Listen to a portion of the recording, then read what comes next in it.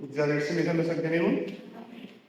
ጌታ ስለረዳን እግዚአብሔር እናመሰግናለን። ሳምንቱን ጨርሰናል። ዛሬ የመጨረሻው ቀን የሚሆነው የሙቀት ጊዜ፣ ከዛ ኔክስት ዊክ ደግሞ ያሳልፈናል እግዚአብሔር። ከኔ ጋር እግዚአብሔር ቃል እናያለን። የፊልጵስዩስ መልእክት ምዕራፍ 3 ላይ መጽሐፍ ቅዱስ ያዛችሁ በሞባይልም ቢሆን የፊልጵስዩስ መልእክት ምዕራፍ 3 ከቁጥር 7 እስከ 11 ያለው ነው የምናየው። ምዕራፍ 3 ከቁጥር 7 እስከ 11 ከአዲስ መደበኛ ትርጉም ነው የማነበው። ለጌታ ቃል ክብር ተነስተን ሁላችንም እናነባለን። ነገር ግን ይጠቅመኝ የነበረውን ሁሉ አሁን ለክርስቶስ ስል እንደ ጉድለት ቆጥሬዋለሁ። ከዚህም በላይ ለእርሱ ብዬ ሁሉን ነገር የተውኩለትን ወደር የሌለውን ጌታዬን ክርስቶስ ኢየሱስን ከማወቅ ታላቅነት ጋር ሳነጻጽር ሁሉን ነገር እንደ ጉድለት ቆጥረዋለሁ። ለእርሱ ስል ሁሉን አጥቻለሁ፣ ክርስቶስን አገኝ ዘንድ ሁሉን እንደ ጉድፍ እቆጥራለሁ። ሕግ በመጠበቅ የሚገኝ የራሴ ጽድቅ ኖሮኝ ሳይሆን በክርስቶስ በማመን ይኸውም ከእግዚአብሔር የሚመጣ ከእምነት በሆነ ጽድቅ በእርሱ ዘንድ እንድገኝ ነው። ክርስቶስንና የትንሣኤውን ኃይል እንዳውቅ በስቃዩ ተካፋይ እንደሆነና በሞቱም እርሱን እንድመስል እመኛለሁ። ለሙታንም ትንሣኤ ልደርስ ናፍቃለሁ ይላል። እግዚአብሔር ስለ ቃሉ የተመሰገነ ይሁን። ጌታ እንዲያስተምረን እስቲ አጭር ደቂቃ እንጸልያለን። ጌታ ሆይ እናመሰግንሃለን፣ እናከብረሃለን፣ እንወድሃለን።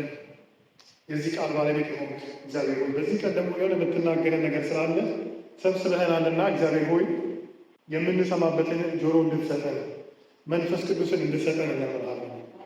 ሐዋርያው የሚናገረው ቋንቋ እንግዳ እንዳይሆንብን እግዚአብሔር ሆይ እውነት ነው የምንል እንድንሆን እኛም ከእሱ ጋር አብረን እግዚአብሔር ሆይ እነዚህን ቃላቶች ለመናገር የምንችልበትን ጸጋ እንድትሰጠን በኢየሱስ ስም እንለምንሃለን። አንተ ታማኝ ነህ ጌታ እግዚአብሔር ሆይ ቃልህ እውነት ነው። በእውነትህ ቀድሳቸው እንዳለ ልጅህ በዚህ ቃል እንድትቀድሰን እንድትሰራ እንለምንሃለን። ቀርቶ ያለውን ጊዜ ሁሉ ተረከብ። በልጅህ በኢየሱስ ስም ጸለይን፣ አሜን። እንግዲህ ስለ ክርስቶስን ስለመከተል የምናየው ርዕስ ለመስጠት ለምታስቡ ኢየሱስን የመከተል ህይወት ብንለው እንችላለን። ይህንን እንግዲህ ከሐዋርያው ጳውሎስ ህይወት ተነስተን ኢየሱስን የመከተል ህይወት ምን ይመስላል የሚለውን የምናየው። ኢየሱስን መከተል ስንል እንግዲህ ብዙዎቻችን እንደምናውቀው ይሄ ምንድን ነው?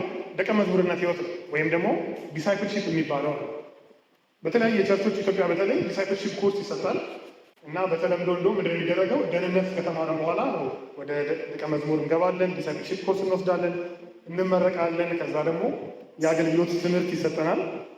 እንግዲህ አውቀው ሆን ብለው ባይሆንም ከዲሳይፕልሺፕ መመረቅ የሚለው ሀሳብ ትንሽ ይከብዳል። ለምን እንዴ ጌታ የጠራን እኮ የእድሜ ልክ ደቀ መዝሙር ልንሆን አይደለም? እንዴት ነው ከዲሳይፕልሺፕ ሰው የሚመረቀው? ስለዚህ ምን አይነት ሀሳብ ይፈጥራል በውስጣችን? በቃ ደቀ መዝሙርነት የሆነ ጊዜ ነው የሚል ተመርቅ ያለው ደቀ መዝሙርነት ወስጃለሁ፣ አሁን ደግሞ አገልግሎት ላይ ያለሁት ብለን እንድናስብ ያደርገናል።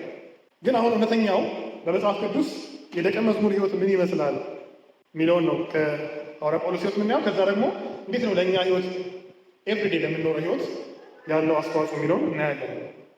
እንዳነበብነው ይሄ ፊልጵስዩስ መልእክት ምዕራፍ 3 ከቁጥር 7 እስከ 11 በጣም ፌመስ የሆነ የታወቀ ክፍል ነው። ብዙዎቻችን እናውቀዋለን ብዬ ተስፋ አደርጋለሁ። እንግዲህ ሐዋርያ ጳውሎስ ምንድን ነው የሚናገረው እዚህ ቦታ ላይ? መጀመሪያ የቀደመውን ህይወቱን ያነሳል። እንደ ኮንቴክስቱ ለመስጠት የዚህን ያነበብነውን ክፍል ከቁጥር 1 ጀምሮ ስታነቡት በተለይ ቁጥር 2 ላይ ምን ይላል? ከውሾች ተጠበቁ፣ ከክፉ ሰራተኞች ተጠበቁ፣ ከሐሰተኛ መገረዝ ተጠበቁ። የሆነ ተጠበቁ የሚላቸው ነገር አለ። ምን ማለት ነው? በዛ በፊልጵስዩስ ከተማ በቅዱሳን መካከል የሚያስተምሩ የሐሰት አስተማሪዎች አሉ ማለት ነው። ይሄ ደግሞ ብርቃችን አለ። አዲስ ኪዳን ስናጠና ኦልሞስት በአብዛኞቹ የአዲስ ኪዳን መልእክቶች ውስጥ የሐሰት አስተማሪዎች ስላሉ ነው የተጻፉት። ገላትያንም ስናጠና አይታችኋል። ወደ አይሁድነት ለማምጣት እነሱን የሚተጉ የሚያስተምሯቸው ሰዎች ነበሩ። እንደዚህ ነው። ልክ በፊልጵስዩስም ምን አይነት ናቸው እነዚህ ስናያቸው? አይሁዳዊ ነገር ናቸው። ለምን?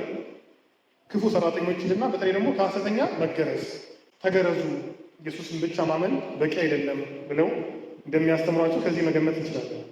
ይቀጥልና ሐዋርያ ጳውሎስ ቁጥር 3 ላይ እኛ በእውነት የተገረዝን በእግዚአብሔር መንፈስ የምናመልክ በክርስቶስ ኢየሱስ የምንመካ በስጋ ማንታመን ነንና ይላል። ስለዚህ ምንድን ነው አሁን እየተናገረ ያለው? ኦኬ እንደዚህ አይነት ሰዎች መካከላቸው አሉ። ስለ መገረዝ ያስተምራቸዋል፣ ግን ሐሰተኛ መገረዝ ነው። እውነተኛ መገረዝ ይልና እኛ ነን የተገረዝን ይላል። እኛ ክርስቲያኖች እኛ የተገረዝን ነን። ደግሞ የምንመካው በማን ነው? በኢየሱስ ክርስቶስ። የምንታመነው ኮንፊደንሳችን ደግሞ በስጋ አይደለም። ይህንን ለምን ያነሳሁት? አሁን የሚናገረው ከቁጥር 7 ጀምሮ ያነበብነውን ክፍል ስናይ ለምንድን ነው ይህን እያለ ያለው ጳውሎስ ብለው የተወሰነ ባክግራውንድ ለመስጠት ነው። ስለዚህ ምን ጥያቄ አለ? በቸርቿ ውስጥ ከክርስቶስ ውጭ ወደ አይሁድነት የመመለስ ግብዣ የሚያስተምሯቸው የሐሰት አስተማሪዎች እንዳሉ ያሳየናል። ከዛ ይቀጥልና ቁጥር 4 ላይ ካስፈለገም ይላል እኛ በስጋ እንታመን የምንመካው በክርስቶስ ነው፣ ግን ካስፈለገ በስጋ የምመካበት አለኝ። ማንም በስጋ የሚመካበት ነገር ያለው ቢመስለው እኔ እበልጠዋለሁ ይላል እና ከዛ በኋላ አናያቸውም 7 ነገሮች ይዘረዝራል። አይሁዳዊነቱን ከአብርሃም ዘር ነው፣ ዕብራዊ እንደሆነ ከቢንያም ዘር እያለ 7 ኳሊፊኬሽንስ ልክ እኛ ሲቪ ላይ የምናስቀምጣቸው ማለት ነው። በቃ ጥሩ ጥሩ የምናቸውን ጎኖቻችንን እንደምናስቀምጥ ሐዋርያውም 7 የራሱን ጥሩ የሚላቸውን የድሮ ባክግራውንድ ላይ የነበሩት ነገሮች ያስቀምጣል። እንግዲህ 7 ቁጥር ራሱ ማድረጉ ያስታውቃል። ሙሉ ነው የሚሆን ለማሳየት ነው። ለምን 8 ነው የሚለውን ስናይ ከዚህ የተሻለ የሚያቀርብ የለም እንዳለው ከኔ የሚበልጥ ማንም የለም ቢጠየቅ በስጋ የሚያስመካ ነገር ብሎ እነዚህን ይዘረዝራል ማለት ነው። 7ቱን ከጻፈ በኋላ ከዛ ጨምድዶ ነው የሚጥለው። ልክ እንደ ሲቪ አስቡት። ቤስት ሲቪ የምንለውን ከሰራም በኋላ ጨምደን ብንጥለው ምን እያደረገ ነው ያስቡ። ይሄን ነው እያደረገ ያለው። ከቁጥር 7 ጀምሮ አሁን የምናየው ክፍል ውስጥ ከላይ የጻፋቸውን ከቁጥር 4 እስከ 6 የጻፋቸውን ጥሩ የተባሉትን ሲቪውን ነው ጨምድዶ እየጣለ ያለው። ለምንድን ነው ይሄን እያደረገ ያለው የሚለውን ነው የምናየው። 3 ነጥቦችን ነው ዛሬ የምናየው በዚህ ከቁጥር 7 እስከ 11 ባለው ክፍል ውስጥ። የመጀመሪያው ነጥብ ምንድን ነው? ወደ ኢየሱስ ክርስቶስ ስንመጣ እሱ ልንከተል ስንመጣ ምንድን ነው ያደረግነው? ባጭሩ እነዚህ ጥሩ የምንላቸውን ክሬዴንሻሎቻችንን እንደ ጉድለት ቆጥረን የመጣ ነው። እንደ ሪማይንደርም ነው። ደቀ መዝሙርነት ኢየሱስን የመከተል ህይወት ነው። ወደ ጌታ ስንመጣ ምንድን ነው ያደረግነው? አክቹዋሊ የሚለው ነው የምናየው። ምንድን ነው ያደረግነው? እነዚህ እኛም የራሳችን የምንላቸው ሊስቶች አሉ። ልክ እንደ ሐዋርያው ጥሩ የምንላቸውን ኳሊቲዎቻችንን የምንመካባቸውን የስጋ ኮንፊደንሳችንን የምንጥልባቸውን ነገሮች ጨምድደን ጥለን የመጣ ነው ማለት ነው። እንግዲህ ጌታን ሳናቅ በፊት አላቅም። በጌታ ቤት ያደጋችሁም አላችሁ። ግን ካደጋችሁ በኋላ ካወቃችሁ በኋላ ወደ ጌታ ቤት የመጣችሁ ሰዎች ከዛ በፊት ያላችሁ ህይወት አስቡ። ምን አይነት ነበረ? እስቲ በምን ነበረ ፕራውድ ብትሆኑት? ሰው ሁሉ አለኝ ብሎ ነገር አለ። እናንተም አለኝ የምትሉት የነበረ ነገር ምንድን ነው? ትምህርት ነው? እውቀት ነው? መልክ ነው? ገንዘብ ነው? ጥሩ ፋሚሊ ነው? ኢቭን ወደ ጌታ በጌታ ቤት ያደግነው ራሱ ወይ ደግሞ ልጆች ሆነን ጌታን ያወቅን ሰዎች እኛ ራሱ ከጌታ ውጭ የምናስበው ነገር አለ። ጌታ ባልሆን ኖሮ ይሄ አለኝ ብለን የምንጠቅሳቸው ነገሮች ይኖራሉ። የሐዋርያው ጳውሎስ አይተናል። እኛም ደግሞ የራሳችን አሉ። ግን ወደ ኢየሱስ ስንመጣ ምንድን ያደረገው? እነዚህ ነገሮች እንደ ጉድለት የቆጠርነው። እንደዛ ለሚለው ቃሉ እንደ ጉድለት ስለ ክርስቶስ ስል እነዚህን ሁሉ እንደ ጉድለት እቆጥራለሁ። ያ ማለት ከዚህ በኋላ በቃ እኔ ለምሳሌ በሐዋርያው ጳውሎስ ሕይወት ብናይ ቢንያሚ አይደለም ማለት አይደለም። ወደ ኢየሱስ ሲመጣ እንደ ጉድለት ቆጠረ ማለት ከዚህ በኋላ ፈሪሳዊ ሆኖ የተማረበትን ያንን አይነት ትምህርት አያውቅም ማለት አይደለም። ታዲያ ምንድን ነው እንደ ጉድለት መቁጠር ማለት ምን ማለት ነው? ሁሉም ነገሮች ክፉ አይደለም። እነዚህ የነበሩን ያልናቸው ነገሮች እንዳለ መጥፎ አይደለም፣ የሚተዉ አይደለም። የሚጠቅሙ ነገሮች አሉ፣ እስቲ የምንጠቀምባቸው ነገሮች አሉ። ግን ከዚህ በኋላ ልባችን አንጥልባቸው። ልክ እንደሌሉ ያህል አሉ፣ እንጠቀምባቸው ይሆናል። ግን ኦልሞስት እንደሌሉ ያህል ነው ከዚህ በኋላ በሕይወታችን ማለት ነው። ጌታ የተናገረውን ነገር እዚህ ጋር እናስታውስ። ስለ ደቀ መዝሙርነት ኢየሱስ በሉቃስ ወንጌል ምዕራፍ 14 ከ25 እስከ 27 እና አለፊ ደግሞ ቁጥር 33 እናነባለሁ። በደንብ ስሙ። እዚህ ላይ እንደዚህ ይላል። ብዙ ሕዝብም ከእሱ ጋር ይሄዱ ነበረ። ዘወርም ብሎ እንዲህ አላቸው፣ ማንም ወደ እኔ የሚመጣ ቢኖር አባትና እናቱን፣ ሚስቱንም፣ ልጆቹንም፣ ወንድሞቹንም፣ እህቶቹንም የራሱን ሕይወት እንኳን ሳይቀር ባይጠላ ደቀ መዝሙሬ ሊሆን አይችልም። ማንም መስቀሉን ተሸክሞ በኋላ የማይመጣ ደቀ መዝሙሬ ሊሆን አይችልም። ከዛ ቁጥር 33 ላይ እንግዲህ እንደዚሁ ማንም ከእናንተ ያለውን ሁሉ የማይተው ደቀ መዝሙሬ ሊሆን አይችልም። ምን እያለ ነው ጌታ እዚህ ጋር? የማይጠላ ቋንቋ ራሱ በጣም ስትሮንግ ነው። ቤተሰቡን የማይጠላ ጌታ ኢየሱስ ቤተሰባችሁን ጥሉ ይላል እንዴ? ለምንድን ነው የተናገረው? ምን ማለት ነው? ማይጠላ ማለት ከኔ በላይ የማይወድ ማለት ነው። ከኔ በላይ የማያስበልጣቸው ማለት ነው አይደለ? ከኢየሱስ አንጻር ሲታዩ እንደ መጠላት ያለ በቃ ከዚህ በኋላ እነሱ ለእኔ ምንም አይደሉም። ለምን? ሰው ቤተሰቡ ነው የሚቀርበው። በየትኛውም ጊዜ ተስፋ እናደርግባቸው የምንችላቸው ቤተሰቦቻችን ናቸው። ስለዚህ ምን ላሳያችሁ ፈልጌ ነው፣ ከሐዋርያው ጳውሎስ ቋንቋ ጋር ተመሳሳይ ነው። ጳውሎስ ምንድን ያለው? እንደ ጉድለት እቆጥረዋለሁ፣ እንደ ሎስ እቆጥረዋለሁ አለ። ጌታ ደግሞ ባይጠላ ከኔ ውጭ የሆነ ነገር በሙሉ ምንም መመኪያና መታመኛ መሆን አይችልም እያለ ነው ማለት ነው። ስለዚህ አሁንም ተመልሰን ቁጥር 3 ላይ ያነሳናቸው ነገሮች አሉ። ሐዋርያ ጳውሎስ ምንድን ነው ያለው? እኛ በእውነት የተገረዝን እንደሚልና ምንድን ነው የሚለው? እግዚአብሔርን በመንፈስ ቅዱስ የምናመልክ በክርስቶስ የምንመካ በስጋ ማንታመን። እነዚህ 3 ነጥቦች አሁን ለምናደርገው ጥናት ኢምፖርታንት ናቸው። በመንፈስ ቅዱስ ነው የምናመልከው እግዚአብሔርን፣ በህግ አይደለም፣ በስራ አይደለም፣ በኤፈርት አይደለም። ሁለተኛ በውስጥ የምናደርገው የምንመካው በክርስቶስ ኢየሱስ ነው። ሶስተኛ ትረስታችን ኮንፊደንሳችን በስጋ ላይ አይደለም። ይህን ነው የሚያሳየን። እነዚህ ነገሮች ከክርስቶስ ጋር አብረው ሊሄዱ አይችሉም ማለት ነው። አሁን ያላቸው የምንመካባቸው የነበሩ ነገሮች ከክርስቶስ ጋር አብረው ሊሄዱ ስላልነበሩ እንደ ጉድለት እንቆጥራቸዋለን። እዚህ ላይ ቃሏን ያዝ፣ እቆጥራቸዋለሁ ወይ ደግሞ ቆጥሬዋለሁ ነው የሚሆነው። ቁጥር 7 ላይ ስለ ክርስቶስ ስል እንደ ጉድለት ቆጥሬዋለሁ። መቁጠር ምን ማለት ነው? እንደ ጉድለት አስቤዋለሁ አይደለም፣ ቆጥሬዋለሁ።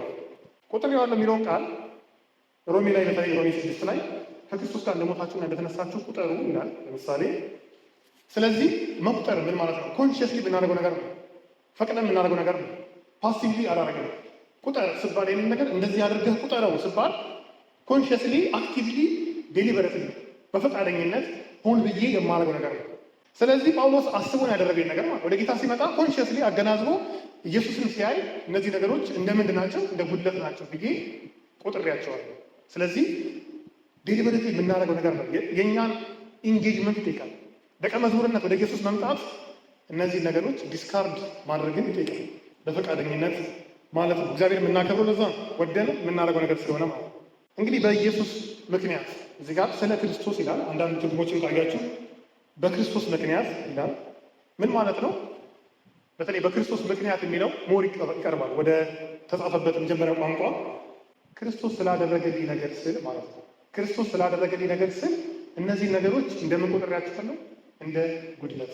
ጌታ ያደረገልኝ ነገር ሳስብ ጳውሎስ አያውቅም ነበር ኢየሱስ ያደረገለትን። ደማስቆ መንገድ ላይ ሲያገኘውና ኢየሱስን ሲያውቀው ምን እንደተደረገለት ሲያውቅ እኔ ያደረኳቸው ብሎ ከሚያስባቸው የኔ ናቸው ብሎ ከሚዘረዝራቸው ነገሮች አንጻር እነዛን እንደመቆጠራቸው እንደ ሎስ፣ እንደ ጉድለት ኢየሱስ ካደረገልን ነገር አንጻር ነው። ደቀ መዝሙርነት ላይ ስንመጣ ወደ ጌታን ለመከተል ጌታ ያደረገልን ነገር ሲነገረን ስንሰማ ሲገባን ያኔ ከኛ ጋር ስናነጻጽረው እንደ ጉድለት መቁጠር እንችላለን። ሁለተኛው ነጥብ ወደ ጌታ ወደ ኢየሱስ ክርስቶስ መምጣት ነበር ገና ስንመጣ መጀመሪያ ወይ ደግሞ ፓስት ላይ። አሁን ደግሞ ከመጣን በኋላ ሞር ፎከስ ደግሞ ነው ደቀ መዝሙርነት ስለሆነ ከመጣን በኋላ ኢየሱስን የመከተል ህይወት ምን ይመስላል? ኮንቲኒየስሊ እየቆጠሩ መኖር። ቆጥሬዋለሁ ነው የሚለው ልብ ካላችሁ ቁጥር 7 ላይ። ከዛ ደግሞ ቁጥር 8 ላይ ደግሞ እቆጥረዋለሁ ፕሬዘንት ያደረገው ቆጥሬዋለሁ ማለት ያን ኢየሱስን ለመከተል ስመጣ እነዛን ነገሮች እንደ ጉድለት ቆጥሬያቸው የመጣሁት። አሁን ደግሞ ከረንትሊ ስኖር ደግሞ እለት እለት እናደርጋለሁ እየቆጥራለሁ፣ እየቆጠርኩ ነው የምኖረው እያለ ነው። ስለዚህ የሆነ አንድ ፓስት ታይም ኤቨንት አይደለም ዲሳይፕልሺፕ። ኮንቲኒየስሊ በእግዚአብሔር ቤት ስንለው እነዚህ ነገሮች እንደ ጉድለት እየቆጠረ ነው የምንኖረው ማለት ነው። ቁጥር 8 ላንብበው ደግሜ። ከዚህም በላይ ለእርሱ ብዬ ሁሉን ነገር የተውኩለትን ወደር የሌለውን የጌታዬ ክርስቶስ ኢየሱስን ከማወቅ ታላቅነት ጋር ሳነጻጽር ሁሉን ነገር እንደ ጉድለት እቆጥረዋለሁ። አንደኛ ምን አየ? ቆጥሬዋለሁ ሳይሆን ቆጥሬዋለሁ ነው፣ ፕሬዘንት ቴንስ ነው፣ ኮንቲኒየስሊ በእግዚአብሔር ቤት ማድረግ ነው። ሁለተኛ ደግሞ ባለፈው ምን ነበር ያለው? እነዚህ ነገሮች የዘረዘራቸው 7ቱ ነበር። አሁን ግን አሰፋውና ሁሉን ነገር ከክርስቶስ ውጪ ሁሉን ነገር እንደ ጉድለት ቆጥረዋለሁ ይላል። ኤቭሪቲንግ። ስለዚህ ጨምሮታል አይደል? አስቶታል። ኤቭሪቲንግ ከክርስቶስ ውጪ እንደ ጉድለት ማልቆጥረው ነገር የለም። ከጌታ ጋር ሲነጻጸር ሁሉ ነገር እንደ ጉድለት እቆጥረዋለሁ። እዚህ ጋር ያስቀምጣል። መጀመሪያ ስናይ ስለ ክርስቶስ ወይ ደግሞ ከክርስቶስ የተነሳ ብለን ነገር ጳውሎስ ወደ ጌታ ሲመጣ እንደ ጉድለት የቆጠረበት ምክንያት አለንና ምንድን ነው? ኢየሱስ ያደረገለትን ሲያውቅ ከክርስቶስ የተነሳ ነው። አሁን ቁጥር 8 ላይ ደግሞ ስለምንድን ነው እየቆጠረ የሚኖረው? ኤቭሪዴይ ከሁሉ ይልቅ ስለሚበልጥ ስለ ክርስቶስ ኢየሱስ ስለ ጌታዬ እውቀት። ምን ማለት ነው? ከሁሉ ይልቅ ስለሚበልጥ ስለ ክርስቶስ ኢየሱስ ስለ ጌታዬ እውቀት። ኖርማል እውቀት አለ። እውቀቱ ራሱ ዲፋይን ያደርገዋል ምን አይነት እውቀት እንደሆነ። ይሄ ቀን በቀን ዕለት ዕለት ሌላውን ነገር እንደ ጉድለት እንዲቆጥር የሚያስችለኝ ነገር የሚያበቃኝ ነገር ምንድን ነው? ከሁሉ የሚበልጥ ስለ ክርስቶስ ኢየሱስ ስለ ጌታዬ ያለ እውቀት። መጽሐፍ ቅዱስ ላይ እውቀት የሚል ስታገኙ ወይ አወቀ ማወቅ የሚለውን ስታገኙ እንዲህ ነው የምትተረጉሙት። በእኛ ዘመን እውቀት ማለት ምንድን ነው? ኮግኒቲቭ ነው፣ የአእምሮ ጉዳይ ነው። እወቅ፣ ታውቃለህ፣ አወቅኩ ስንል ተረዳው፣ አንደርስታንድ አደረኩ ማለት ነው። በመጽሐፍ ቅዱስ ዘመን ግን በተለይ በብሉይ ኪዳን እና በአዲስ ኪዳን ማወቅ ማለት ከኮግኒሽን ያልፋል፣ ከአእምሮ ያልፋል። እኛ የአንደኛው ዓመት ሴንቸሪ ሰዎች ስለሆንን የዌስተርን ኢንፍሉዌንስ ስላለብን ፎከሱ ሪዝኒንግ ላይ ነው፣ ማይንድ ላይ ነው። በእነሱ ጊዜ ግን ማወቅ ማለት ፐርሰናል ነገር ነው፣ ሆሊስቲክ ነው። ምን ማለት ነው? እኔ አወቅኩ ከሌል ስል በአእምሮዬ አንደርስታንድ አደረኩት ማለት ሳይሆን ፐርሰናሊ ሪሌሽንሽፕ አለኝ፣ ኤክስፔሪንስ አድርጌዋለሁ፣ አውቀዋለሁ፣ ምን እንደሚወድ ምን እንደሚጠላ እሱን አውቃለሁ ማለት ነው። ፌመስ ኤግዛምፕሎች አሉ። እግዚአብሔር ሙሴን በስም አውቄሃለሁ፣ ከእናንተ ማህፀን ጀምሮ አውቄሃለሁ ሲል አውቃለሁ፣ በማይንዴ አንደርስታንድ አደርጋለሁ ማለት ነው። አውቃለሁ ፐርሰናሊ አይ ኖ ዩ ነው። ሴክሹዋል ነገሮች ራሱ ሲገልጥ አዳም ሚስቱን አወቀ ነው የሚለው። የሚጠቀሙ ቃል ራሱ እውቀትን ነው። ምን ኢንቲሜሲ ለማሳየት ፐርሰናል የሆነ ኤክስፔሪንስ ለማሳየት የግል የሆነ ህብረት ማለት ነው። ስለ ጌታዬ ስለ ኢየሱስ ክርስቶስ እውቀት ሲል እዚህ ጋር ኢየሱስን ማወቅ ምን አይነት ነው ማለት ነው? በእኛ ዘመን ሰው የምንተረጉመው በእነሱ ጊዜ ፐርሰናል የሆነ ሪሌሽንሽፕ ነው። ሐዋርያው ጳውሎስ ኢየሱስን ኢንካውንተር ሲያደርግ ኢየሱስን በደማስቆ መንገድ ሲገናኘው ጌታን አወቀ። ኢየሱስ ማን እንደሆነ ተረዳ። ከመረዳት ባለፈ ደግሞ ፐርሰናል ኤክስፔሪንስ አደረገው፣ ከሞት የተነሳውን ኢየሱስን ማለት ነው። ማን ይለዋል? እንደው ብዙ ጊዜ ጳውሎስ ጌታችን ነው ይለዋል። አሁን ግን እዚህ ጋር ጌታዬ ፐርሰናል ነው ያሰኛል። ጌታዬ ክርስቶስ ኢየሱስን ከማወቅ ታላቅነት ጋር ሲገናኝ ወደር የለውም ይላል። ሁሉ ነገር እንደ ጉድፍ ቁጥር ያለው ሳይሆን እቆጥራለሁ። ስለዚህ ምንድን ነው ዴይሊ በእግዚአብሔር ቤት ደቀ መዝሙር ሆነን ስንኖር ጌታን ስንከተል ዕለት ዕለት እየቆጠረን እንድንኖር የሚያደርገን ሌላውን ነገር እንደ ጉድለት እንቆጥር የሚያደርገን የክርስቶስ እውቀት ነው። አሁንም እውቀት ምን ማለት ነው? ኢየሱስን ፐርሰናሊ ማወቅ። አባይን ያላየ ምንጭ ያደርቃል ይባል በኛ ሀገር። ምን ማለት ነው? ትልቁን ነገር ያላየ ትንሿን ነገር አፕሪሼት ያደርጋል። ጌታን ያላየ ነገር ያላየ ሰው ምድራዊ ነገሮችን ያደንቃል። እነዚህ ይሻላሉ፣ ይሄ ይበልጣል እያለ ሲል ይኖራል ማለት ነው። ኢየሱስን ያየ ግን ሌሎችም ይልቃል። እዚህ ላይ እኔ ቆሜ ጠይቃችሁ፣ እግዚአብሔር ሲናገረን ዓላማ አለ፣ በምክንያት ነው። ዛሬ ይሄ ቃል ሲመጣ ለእኔም ነው ለእናንተ ነው። ምን አስባለሁ? ምን ያህሎቻችን ኢየሱስን ፐርሰናሊ እናውቀዋለን? ምን ያህሎቻችን ኢንካውንተር አለን? ቴስት አድርጌዋለሁ። ጌታ መልካም እንደሆነ ቀምሳችሁ እንደሆነ የሚለው ቴስት አድርጌዋለሁ፣ ጌታን አውቀዋለሁ የሚል ውስጣችን ኮንፊደንስ አለው። ምክንያቱም እንደዚህ በህብረት ስንኖር ስንሰበሰብ አናውቅም ምን ያህሎቻችን ጌታ እንደምናውቅ፣ ምን ያህሎቻችን ጌታን እንደማናውቅ ጌታ ነው እና ደግሞ ያ ሰው ያውቃል። ራሳችንን ቴስት እንድናደርግ ነው። ሐዋርያ ጳውሎስ እንደሚለው ስለ ጌታዬ ስለ ክርስቶስ ኢየሱስ ወደር የሌለው እውቀት ሌላውን ነገር እንደ ጉድለት እቆጥራለሁ የሚል አይነት ኮንፊደንስ አለን። በእንደዚህ አይነት ቋንቋ መናገር እንችላለን። የእውነት እንቆጥራለን ሌላውን ነገር እንደ ጉድለት። ጳውሎስ ይህን ሲናገር ግራ ይገባን ይሆን? ምን እያለ ነው? አይ ዶንት አንደርስታንድ እንድል ይሆን? ወይስ ያ ገባኛል የሚለው ነገር ትክክል ነው፣ እኔም በራሴ ህይወት ኤክስፔሪንስ አድርጌዋለሁ ማለት እንችላለን። ደቀ መዝሙርነት ማለት ይሄ ነው። ለምንድን ነው ይህንን ያነሳው? ዴይሊ ስንኖር ብዙ ነገር ወደኛ ይመጣል፣ ኢንቫይት ያደርገናል። ይሄ ቢዩቲፉል ነገር ነው። ይሄ ላይፍህን አፕግሬድ ያደርገዋል። ይሄ ነገር ሊኖርህ ግድ ነው። ለህይወትህ ሚኒንግ፣ ለህይወትህ ሳቲስፋክሽን፣ ለህይወትህ ሴኪሪቲ የምታገኘው እነዚህ ነገሮች ስታሟላ ነው የሚል ነገር ሁሌ ይመጣል ወደ ቤታችን። ከክርስቶስ አንጻር ስናያቸው እንቃቸዋለን ወይስ ህይወታችንን ገዝተው ሲያንከራትቱ ነው የሚኖሩት? እውነተኛ ደቀ መዝሙርነት ይሄ ነው። ጌታ በሉቃስ ወንጌል ባነበብኩት ክፍል ላይ መጨረሻ አላነሳሁትም እንጂ ምን ይላል? ልክ ቤት የሚሰራ ሰው ቁጭ ብሎ ቤቱ ኪሳራውንና ያለውን ያነጻጽርና ነው ቤት መስራት ጀምሮ፣ አዘርዋይስ ጀምሮ ያቆማል ይላል። ጌታን መከተልም እንደዚህ ነው፣ ካልኩሌሽን ነው።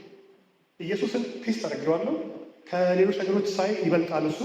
ኢየሱስ ጌን ነው፣ እነዛ ሎስ ናቸው። ይሄ የካልኩሌሽን ቋንቋ ነው፣ እከተላለሁ። እንደዚህ አይነት ካልኩሌሽን ወስደን ካልሆነ ጌታ ራሱ ይላል አትከውኑ፣ አትክሰሩ። ጌታ ሊከስፍ አይደለም። ለዛ ነው ብዙ ህዝብ ሲከተሉት አየና ዞር ብሎ ምን አላቸው? እኔን መከተል ማለት እንዲህ ነው፣ ይሄ ነው እኔን መከተል፣ አውቃችሁት ግቡ ብሎ ጌታ ሲነግራቸው። ስለዚህ ደቀ መዝሙርነት ዕለት ዕለት የክርስቶስ እውቀት ይበልጣል፣ ሌላው ነገር ከንቱ ነው፣ ሌላው ነገር ሎስ ነው የማለት ነው። ቁጥር 8 ላይ እንደውም ምን ይላል? ሲያከብደው ማለት ነው፣ ለእርሱ ስል ሁሉን አጥቻለሁ ክርስቶስን አገኝ ዘንድ ሁሉን እንደ ጉድፍ እቆጥራለሁ። ቃሉ ትንሽ አማርኛ ላይ ጉድፍ ይላል። ጉድፍ ምን ማለት ነው? ቆሻሻ፣ ራቢሽ ይለዋል እንግሊዝኛው ትራንስሌሽን። በጣም የወረደ ነገር ነው። በጣም እህጣ ላይ እኛ እዛ አካባቢ መድረስም አንፈልግም፣ አያስፈልግም፣ አይጠቅም ላይ ቃለው ነገር የሚሸት ነገር ነው። ስለዚህ ስለ እርሱ ሁሉን አጥቻለሁ አለ። አይ ዶንት ኖ ምን ያህሎቻችን እንደዛ ማለት እንደምንችል አለ። የተወሰነ ነገር አጥተን ሊሆን ይችላል። በቤታችን ጌታ ስንከተል ያጠናቸው ነገሮች አሉ። ስለ እሱ የተወሰነብኝ ነገር አለ ይላል ጳውሎስ። ሁሉን አጥቻለሁ፣ እውነት ነው። እሱ ተገፏል። እነዛን ሁሉ ክሬዴንሻል የሚላቸው ነገሮች ተወስዶበታል። ክርስቶስን አገኝ ዘንድ ነው ግን ይላል። ፐርፐዙ ክርስቶስን አገኝ ዘንድ ነው። አገኝ የምትለዋ ቃል እንግሊዝኛውን ሄዳችሁት ወይ ደግሞ በሉሽን ጌን ነው የሚለው። ኢየሱስን አገኝ ብቻ ሳይሆን አተርፍ ዘንድ ነው። ጌታን አተርፈው ዘንድ የመጀመሪያው ምንድን ነበር? ሎስ ነው ብለናል። ማጣት፣ ሁሉን እንደ ምን እቆጥራለሁ ያለው እንደ ጉድለት፣ ይሄን ደግሞ እንደ ማግኘት። ስለዚህ ጳውሎስ ካፔት እያደረገ ነው። ኢየሱስን ስከተል ገብቶኛል እያለ ነው ጳውሎስ። ምን አጥቻለሁ? እነዚህ ሁሉ ስለሱ አጥቻለሁ። ማንን አገኝ ዘንድ? ኢየሱስን አተርፍ ዘንድ። እንደ ትርፍ ነው ያለው ኢየሱስ። አተርፍ ዘንድ ኢየሱስን ስለሱ ይሄን ሁሉ አጥቻለሁ። እንደውም አጥቻለሁ ይልና ከዛ ግን ዞር ብዬ ሳያቸው እንደ ጉድፍ እቆጥራለሁ። የእውነት እኮ አይመስልም።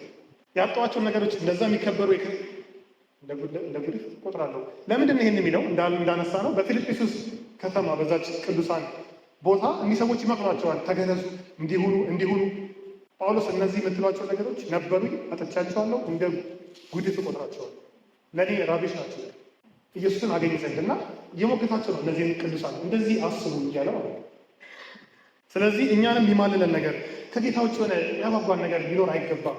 የክርስቶስ ኢየሱስ እውቀት እነዚህ ነገሮች እንደ ጉድፍ እንድንቆጥር ሊያስችለን ይገባል።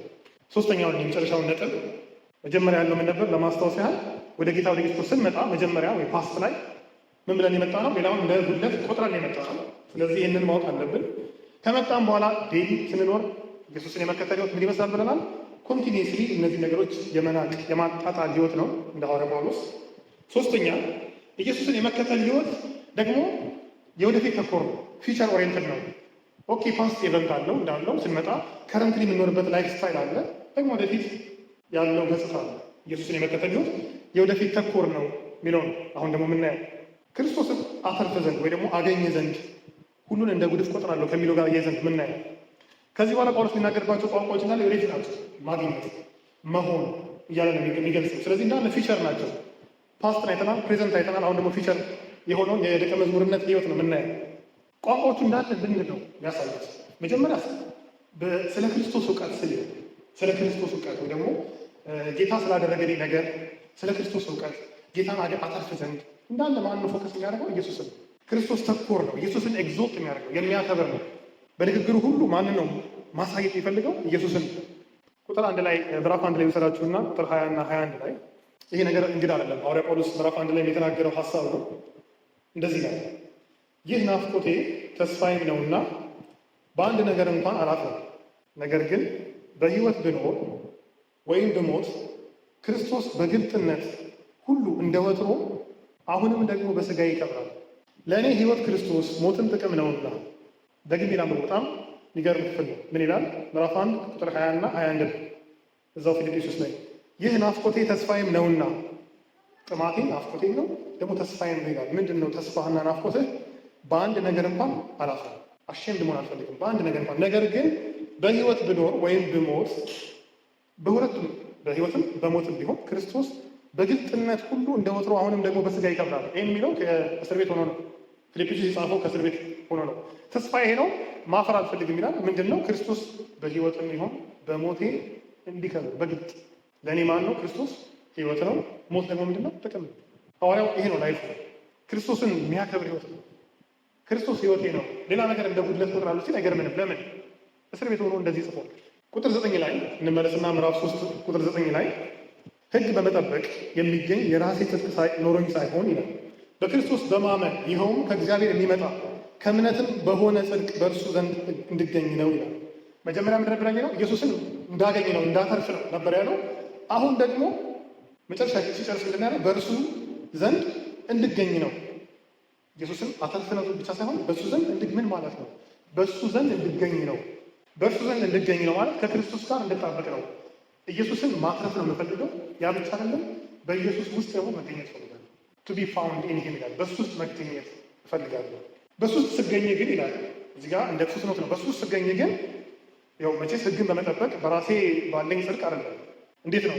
ከእግዚአብሔር በሚሆን ጽድቅ፣ ከሕግ ሳይሆን ከእግዚአብሔር በሚሆን ጽድቅ፣ ያ ደግሞ በእምነት ላይ የተመሰረተ ጽድቅ ኖሮኝ ነው በእርሱ ስገኝ ስላችሁ ይላል። ስለዚህ በዛ ውስጥ ምንድን ያየ ነው? አሁን ይሄ ጀስቲፊኬሽን የምንለው ጽድቅ ጸድቀናል እያለ የምንማረው እሱን የሚያነሳው ጥማቴንና እንግዲህ ከነዚህ ፊቸር ካላቸው መካከል አንዱ ኢየሱስን ማትረፍ ነው። ሁለተኛው ምንድን ነው? በእርሱ ውስጥ መገኘት ነው። በክርስቶስ ውስጥ መገኘት ፈልጋለሁ።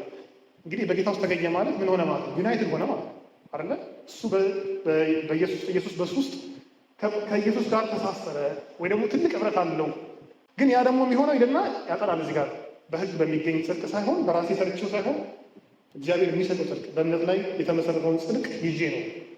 ቁጥር 10 ላይ ክርስቶስና የትንሣኤውን ኃይል እንዳውቅ በስቃዩ ተካፋይ እንዲሆንና በሞቱም እርሱን እንድመስል እመኛለሁ፣ ለሙታን ትንሣኤም እንድደርስ እናፍቃለሁ። ኢየሱስን አተርፍ ዘንድ በእሱ እገኝ ዘንድ እና ደግሞ እሱን አውቅ ዘንድ። የእነሱ ጥያቄ እኮ ሌላ። እነሱ ጥያቄ እንገረዝ አንገረዝ፣ ህጉን እንማር አንማር። ጳውሎስ የሚያወራው ደግሞ ያ ነገር ነው። ያ አይደለም ዋናው ነገር። የደቀ መዝሙርነት ህይወት እኮ ኢየሱስን ማትረፍ ነው። የደቀ መዝሙርነት ህይወት እኮ በእሱ መገኘት ነው። የደቀ መዝሙርነት ህይወት እኮ ኢየሱስን ማወቅ ነው። ኢየሱስን ማወቅ ይላል። ኦልሬዲ እኮ አውቆ ነው የመጣው አይደል? ስለ ክርስቶስ እውቀት ሁሉን ነገር እንደ ጉድፍ የቆጠረን እየኖረ ያለ ሰው ነው። ግን ሞር ደግሞ ፊቸር ኦሪየንትድ ነው እንዳለው ኢየሱስን የማወቅ ህይወት ነው ደቀ መዝሙርነት ህይወት። ጥማታችን ምንድን ነው? ጌታን ስንከተል በቃ ዲዛይር ማድረገው ሲክ ማድረገው ነገር ምንድን ነው? ኢየሱስን ሞር ማወቅ ነው። ጌታን የበለጠ ማወቅ ነው። ያልቀመስነውን እንኳን አንመኘው ማለት ነው። ቴስት ካላደረግነው ጌታ ካላወቅነው መጀመሪያው ነው ለማወቅ የበለጠ አንጠማው። ስለዚህ ኢየሱስን ማወቅ ይልና ደግሞ የትንሣኤውን ኃይል እንዳውቅ ደግሞ በመከራው እንድካፈል በሞቱ ደግሞ እንድመስለው ይላል። እነዚህን ፈጠን ብለን ቶሎ ቶሎ እናያቸዋለን። የትንሣኤውን ኃይል ማወቅ። የትንሣኤው ኃይል ምንድን ነው? እግዚአብሔር ከሰራባቸው በታሪክ ውስጥ ጊዜዎች ሁሉ ትልቁ ኃይል የተገለጠበት የት ነው? የትንሣኤው ነው። በትንሣኤው ጊዜ ነው። ኤፌሶን ምዕራፍ 1 ቁጥር 17 እና ከ19 እስከ 20 አነባለሁ። እንደዚህ ጋር የክብር አባት የሆነው የጌታችን ኢየሱስ ክርስቶስ አምላክ ይበልጥ እንድታውቁት በጥበብና የመገለጥ መንፈስ እንዲሰጣችሁ ያለማቋረጥ ለምናለሁ ይልና ከዛ ቁጥር 19ና 20 ለእኛ ለምናምን ለቅዱሳን ከሁሉ በላይ የሆነውን የኃይሉን ታላቅነት እንድታውቁ ጸልያለሁ። ይህ ኃይሉን ሲያስረዳ ይህም ኃይሉ እንደ እርሱ ታላቅ ብርታት አሰራር ክርስቶስን ከሙታን ሲያስነሳው በሰማያዊ ስፍራ በቀኙ ሲያስቀምጠው የታየው ነው ይላል። የእግዚአብሔር አልቲሜት ኃይሉ የታየው ትልቁ ኃይሉ የታየው መቼ ነው? ክርስቶስን ከሙታን አስነስቶ በቀኙ ሲያስቀምጠው ነው። እና ይህንን ኃይል እንድታውቁ ጸልያለሁ ይላል ጳውሎስ። ለምን? ይህንን ኃይል ስናቅ ምን እንሆናለን? ስትሮንግ እንሆናለን። እግዚአብሔር ከሙታን ያስነሳበትን ኃይል ካላወቀን ግን ሌሎች ኃያላን የተባሉትን እንፈራለን። ስለዚህ በዚህ ቦታ ነው እኔ ለራሴ አለ ጳውሎስ፣ ለእነሱ የሚጸልላቸው ይሄ ነው። ለጊዜው ሰዎች ለራሱ የሚመኘው ይሄንን ነው። ክርስቶስንና የትንሣኤውን ኃይል እንዳውቅ ቴስት እንዳለ እግዚአብሔር ኢየሱስን ከሞት ያስነሳበት ኃይል ምን አይነት ኃይል ነው እያለ ነው ያለ። ይህንን ካወቅኩኝ እኮ ሞትም አያስፈራኝም። ለምን? ክርስቶስን አስነስቷል። እግዚአብሔር ጉልበቱ ታይቷል። ስለዚህ አልፈራም። ያ ብቻ አይደለም፣ በመከራው ደግሞ እንድካፈል መከራዎቹ ነው የሚለው ነው ይላል። በመከራዎቹ እንድካፈል በክርስቶስ መከራዎች ሁሉ ኢየሱስ የተካፈለ ያለፈባቸው መከራዎች በሙሉ እዚህ ጋር አንድ ነገር ማስታወስ አለብን። የክርስቶስ መከራዎች ሲባሉ ምንድን ናቸው? ገና ከመጣ ጀምሮ ሰው ከሆነበት ጊዜ ጀምሮ ያለፈባቸው እስከ መስቀሉ ድረስ ያሉትን መከራዎች በሙሉ ነው ያነሳው። በመከራዎቹ ከእሱ ጋር እንድካፈል ከምን ጋር የተያዘ ነው? ይሄ በክርስቶስ መሆን ብለናል። በኢየሱስ ውስጥ እንድሆን አለ ያለ። በክርስቶስ ከሆነ በኋላ ምንድን ነው የሚሆነው? በክብሩ ይካፈላል፣ በመከራው ይካፈላል። ከራእይ መጽሐፍ ምዕራፍ 2 ቁጥር 10 ላይ ጌታ ለሰምሬት ቤተክርስቲያን የተናገረውን ላምብላችሁ። ለዚህ ያለ ልትቀበለው ያለህን መከራ አትፍራ፣ እነሆ እንድትፈተኑ ዲያብሎስ ከእናንተ አንዳንዶቻችሁ በወህኒ ሊያገባችሁ አለው። 10 ቀን መከራ ትቀበላላችሁ፣ እስከ ሞት ድረስ የታመንህ ሁን፣ የሕይወትን አክሊል እሰጥሃለሁ። ምንድን ነው የሚለው ለዚህ ቤተክርስቲያን? ጌታ ልትቀበል ያለ መከራ አለ፣ አትፍራ። ለምን? የሚናገረው ማን ነው? ከሞት የተነሳው ጌታ ነው።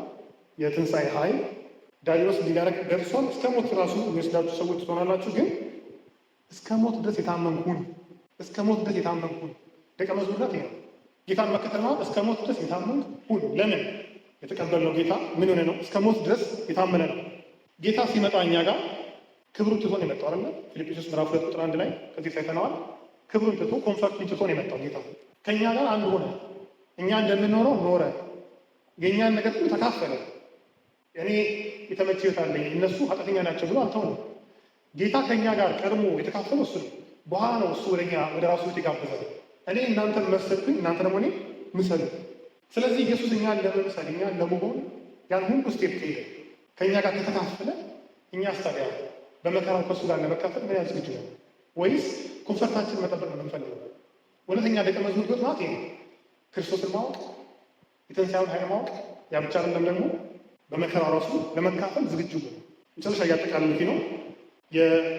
የወደፊቱን ተመልካች ህይወት ነው ያለው የደቀ መዝሙርነት ህይወት የሚለውን ነው የምናየው። ግን እነዚህ መከራና ሞት ያላቸው ሐዋርያ ጳውሎስ የሚለው በመከራውና በሞቱ እንድካፈል የሚለው ነገር መጨረሻ አይደለም። በራሱ ደስ የሚያሰኝ ነገር አይደለም አይደለም። መከራ መካፈል ከክርስቶስ ጋር መሞት በራሱ ደስ የሚያሰኝ ነገር አይደለም። ግን ጎል አለው። ምንድነው ጎሉ? በትንሣኤው ደግሞ እንድካፈል እናፍቃለሁ። ቁጥር 11 ስንጨርስ በዚህ ውስጥ አልፌ በትንሣኤው እንድደርስ እናፍቃለሁ። የእኛ ፊውቸራችን ምንድን ነው? አልቲሜትሊ ትንሣኤ ነው። በትንሣኤ አዲስ ስጋ እንለብሳለን። እንደዚህ ማይደክም፣ እንደዚህ ማይጨነቅ፣ ማይታመም፣ የማይሞት ስጋ እንለብሳለን። ኃጢአት የማይሰራ። ያ ብቻ አይደለም። እግዚአብሔር እኛን ሲያስነሳ ደግሞ ምን ያደርጋል? ሰማይና ምድር ሁሉ ያድሳል። አዲስ ሰማይ አዲስ ምድር ይሆናል።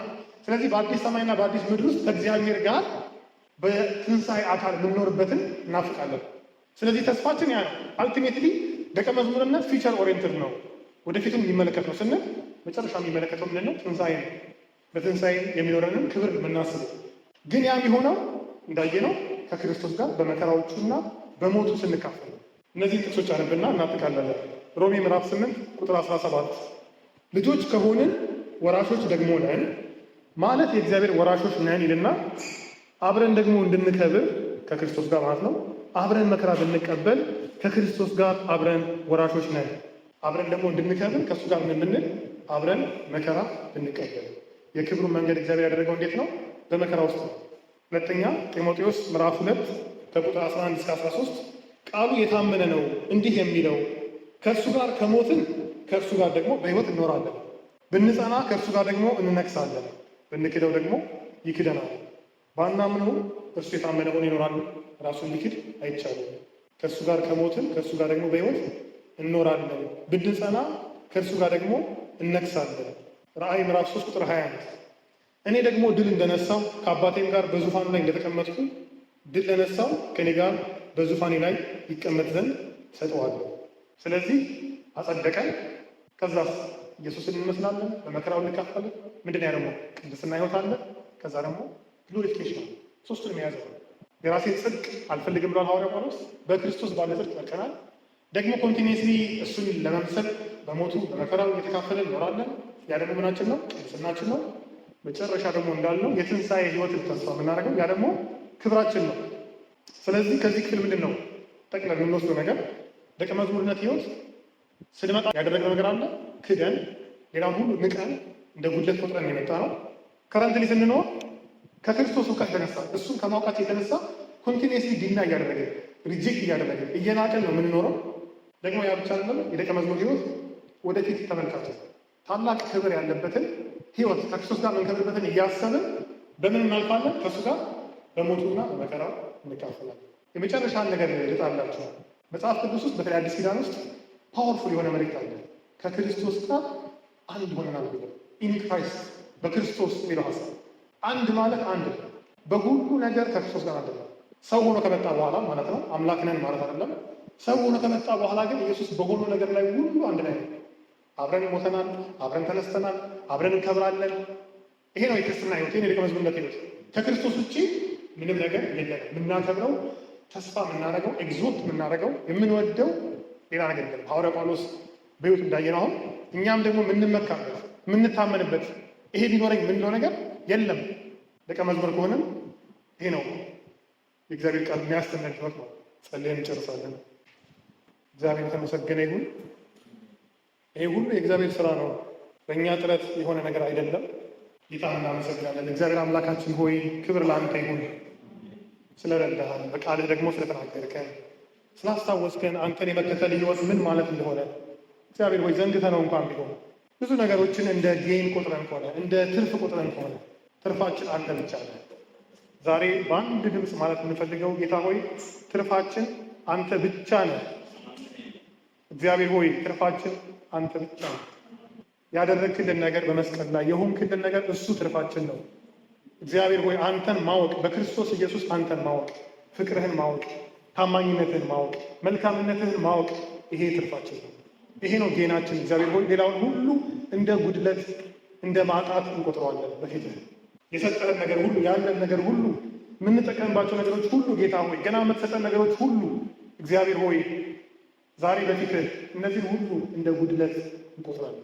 እንጠቀምባቸው እንጂ ልባችን በእነሱ ላይ አይሆንም። ልባችን አንተ ላይ ነው ጌታ ሆይ። ተስፋችን፣ ትምክታችን እግዚአብሔር ሆይ የወደፊት ጎላችን፣ ትርፋችን አንተ ነህ።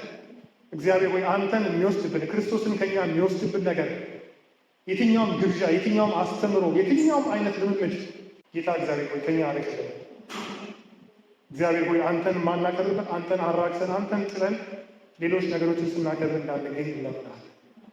ዴማስ ይህን ዓለም ወዶ የአሁኑ ዓለም ወዶ ትቶኛል እንደተባለ የዚህን ዓለም ክብር፣ የዚህን ዓለም ጥቅም፣ የዚህን ዓለም የትኛውም ነገር እግዚአብሔር ሆይ ወደን የምንሄድ እንዳንሆን በኢየሱስ ስም ጸልያለሁ። ጌታ እግዚአብሔር ሆይ ለጥበቃችን እግዚአብሔር ሆይ ለትርጉማችን፣ ለሕይወታችን ትርጉም ደግሞ ለሳትስፋክሽናችን፣ ለእርካታችን ከአንተ ውጭ ዞር ብለን የምናየው በልባችን ውስጥ የተቀመጠ ነገር ምንም ነገር እንዳይኖር በኢየሱስ ስም እንለምናለን። መንፈስ ቅዱስ እንዲያወጣለን። በዚህ በመካከላችን ደቀ መዝሙር ያልሆነ ገብቶት ያልተከተለ ኢየሱስን መከተል ማለት ምን ማለት እንደሆነ ሳይገባው የመጣ በመካከላችን ያለ ደቀ መዝሙርነትን አቅሎ የሚያይ ሰው ማንም ከኛ መሃል እንዳይኖር በኢየሱስ ስም እንለምናለን። እግዚአብሔር ሆይ ገብቶን አውቀን ኮንሽየስሊ ዴሊበሬትሊ እግዚአብሔር ሆይ ካውንት እያደረግን ዕለት ዕለት እንድንከተልህ የወደፊት ተስፋችንን አጥርተን እንድናውቅ የትንሣኤን ኃይል አጥርተን እንድናውቅ በኢየሱስ ስም እንለምናለን። እግዚአብሔር ሆይ የሚያሸንፉን፣ የሚያስፈራሩን፣ የሚያደክሙን በየቀኑ የሚታገሉን ነገሮች ሁሉ ከትንሣኤው ኃይል የተነሳ ባዶ መሆናቸውን የምናውቅበትን ጉልበት እንድሰጠን እንለምናለን። ኢየሱስን ማወቅ አብዛለን። እግዚአብሔር ሆይ ሌላ ጎል የለንም። በየባይብል ስተዲዎቻችን፣ በየስብከቶቻችን፣ በየመዝሙሮቻችን፣ በየሚቲንጎቻችን እግዚአብሔር ሆይ በእያንዳንዱ ፕሮግራም ኢየሱስን ማወቅ እንድታበዛለን ዕለት ዕለት እግዚአብሔር ሆይ ከትናንት ዛሬ ክርስቶስን የበለጠ አወቅኩት የምንልበትን እግዚአብሔር ሆይ ሕይወት እንድትሰጠን እንለምንሃለን። እንወድሃለን ጌታ ሆይ ስለሰጠህን ስለዚህ ታላቅ ስጦታ ኢየሱስን ትርፍ አድርገህ ስለሰጠህን እግዚአብሔር ሆይ ሁሉን ነገር በፊትህ እንደ ጉድፍ መቁጠር የምንችልበትን መንፈስ ስለሰጠህን እናመሰግንሃለን። ክብር ሁሉ ለአንተ ይሁን በኢየሱስ ስም።